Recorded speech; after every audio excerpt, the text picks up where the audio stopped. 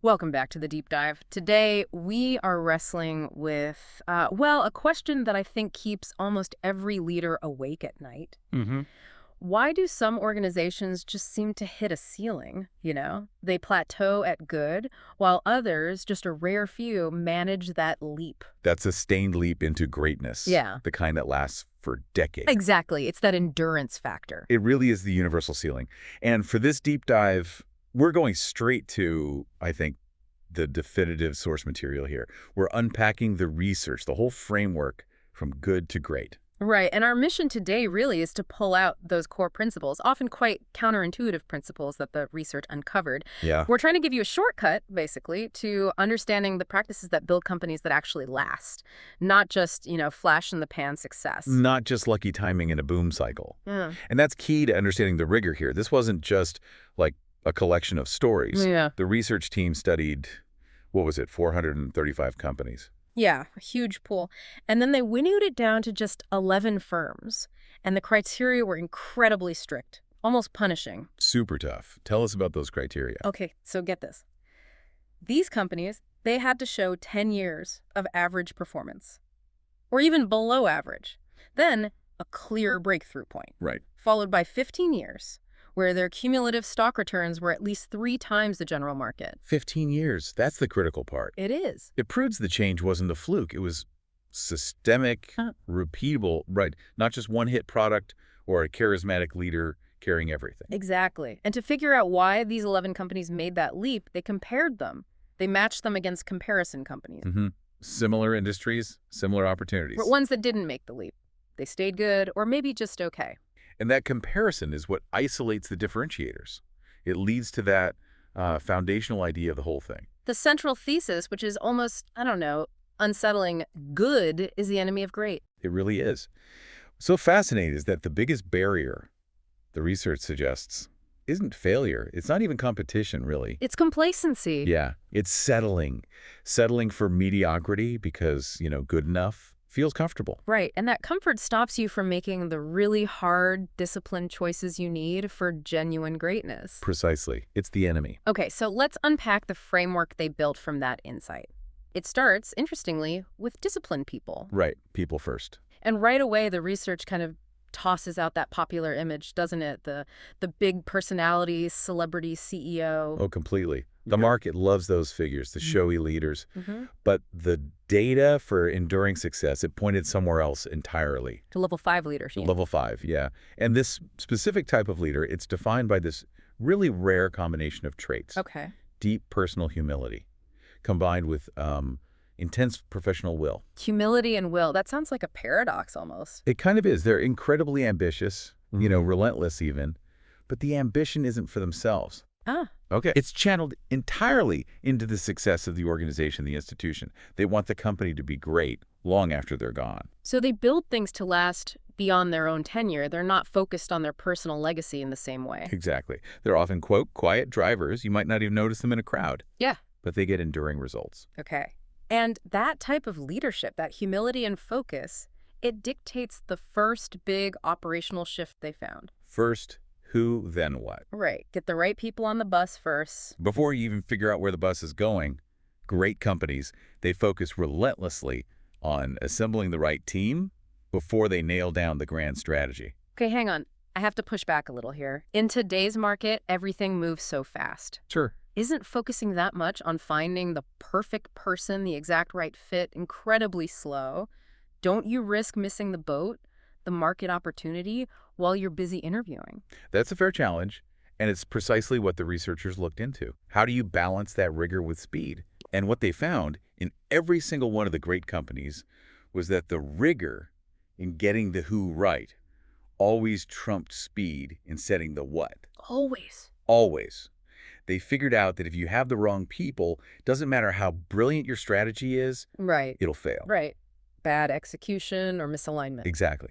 But if you have disciplined, aligned people, the right people, they will figure out the right what.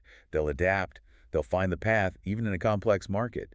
Getting the who right actually saves time later by preventing those huge strategic blunders. Okay, that makes sense. Fewer course corrections needed down the line. Right. So you have these disciplined people on the bus. Now what? The culture have to empower them to deal with reality. Which brings us to maybe the most profound sort of human insight in the whole study, I think, confronting the brutal facts. Yeah, this is huge. It's captured in what they termed the Stockdale paradox. Named after Admiral James Stockdale. Right. Highest-ranking U.S. POW in Vietnam. Held for 8 years, tortured constantly, and an incredibly harrowing experience. And he observed something crucial about survival, didn't he? He did.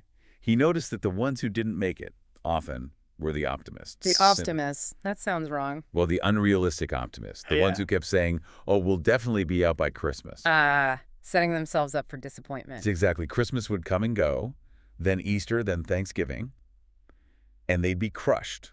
They'd lose the will. So what's the paradox part? How did Stockdale survive? The paradox is this.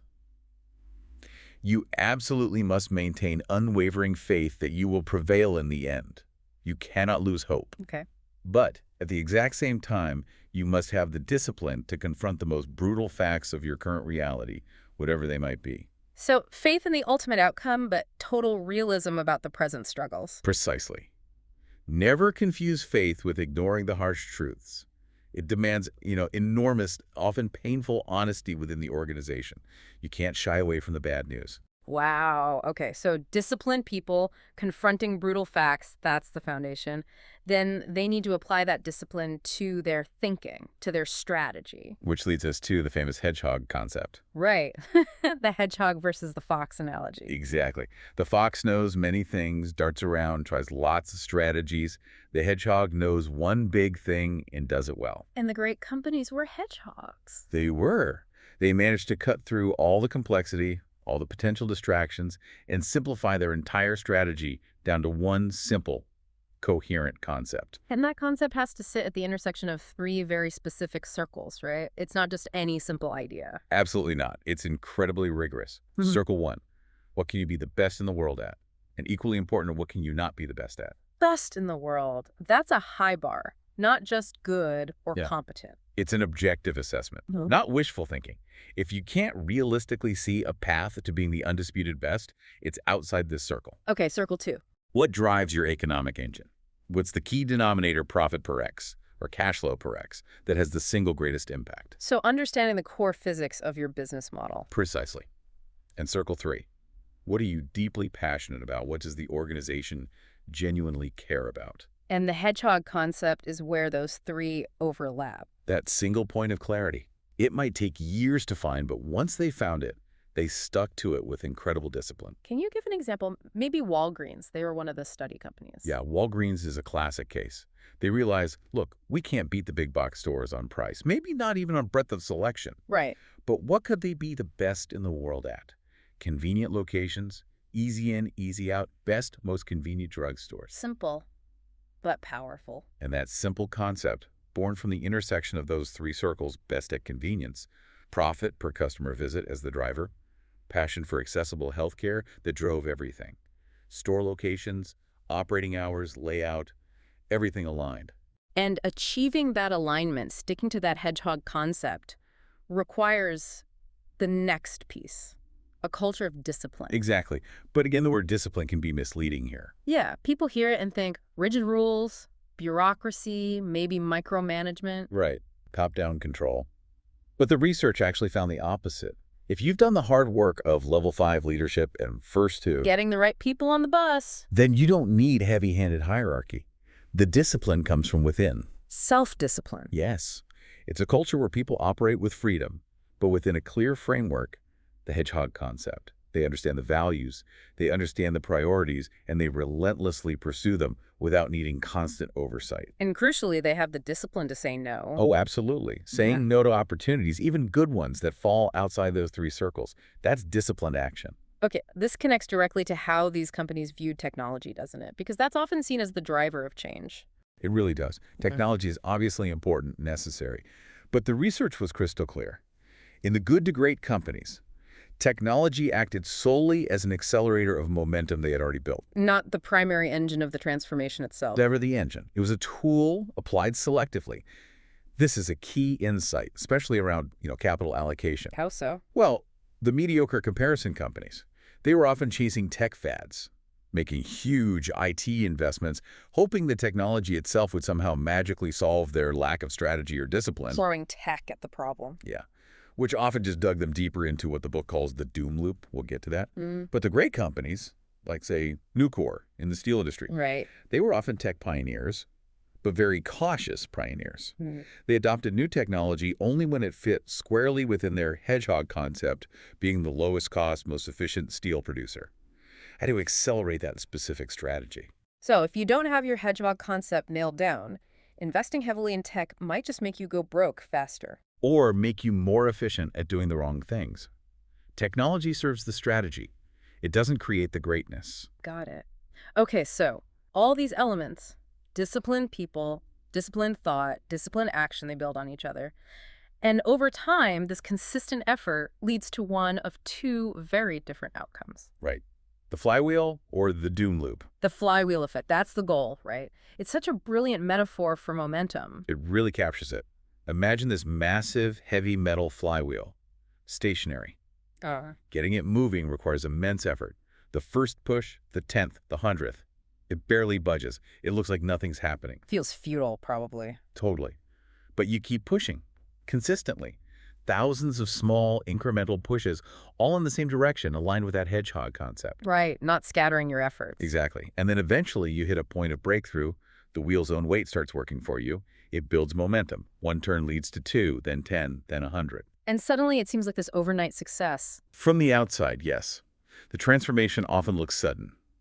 But when the researchers dug in, it was always the result of years, sometimes decades, of that quiet, persistent, disciplined pushing on the flywheel. No single defining action. Just relentless consistency. Building that unstoppable momentum. That's the flywheel effect. And the alternative seen in the comparison companies. It's doom loop. It's the complete opposite pattern. It's chaotic. How does it manifest? Reacting constantly without understanding.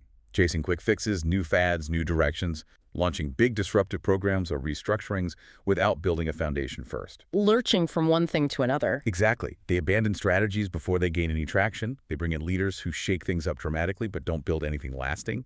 It's just this cycle of disappointment, blame, and starting over. Spinning your wheels, burning resources, and never getting that flywheel turning. Never building sustained momentum. That kind of frantic, reactive behavior, it just never leads to enduring great results. So let's synthesize this.